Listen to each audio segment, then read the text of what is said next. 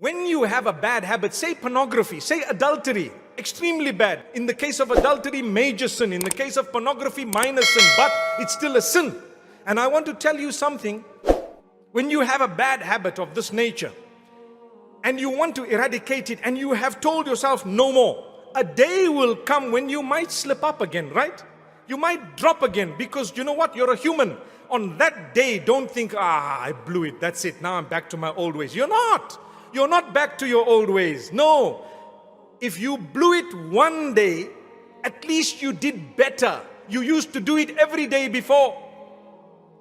Now it happened today, but you're going to turn back to Allah immediately and say, you seek forgiveness once again, and you're not going to do it again, and you stop it. So the gap between your falling would be bigger and bigger until a day will come when you will totally stop it.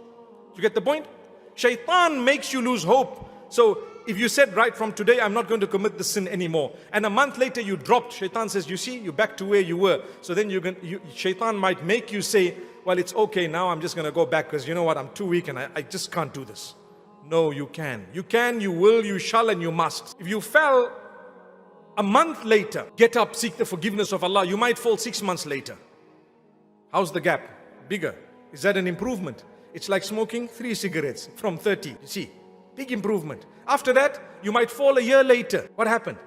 You must get up immediately and promise Allah that you're going to stop it and you're not going to do it again. That's the condition. Then you can eradicate that bad habit. Otherwise, if you're going to give up every time you fall, we all fall. We all fall, myself included. We are human beings. We will fall. Allah wants you to be dedicated. If you missed one salah, does it mean you must stop all your salahs? No. You might miss it even if you're regular with your salah. You're a human being. The Prophet ﷺ says you may sleep a little bit sometimes, much, and you might not realize that the time of salah has crossed. As soon as you get up, fulfill your salah. Or you might suffer with forgetfulness at a time. It's possible. You were busy doing something and you forgot. That's a hadith of the Prophet ﷺ. مَنْ نَامَ عَنْ صَلَاةٍ أَوْ نَسِيَهَا فَلْيُصَلِّهَا إِذَا ذَكَرَهَا.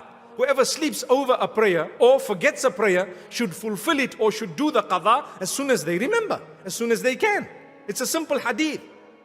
He didn't say that's a bad person, because you're a human.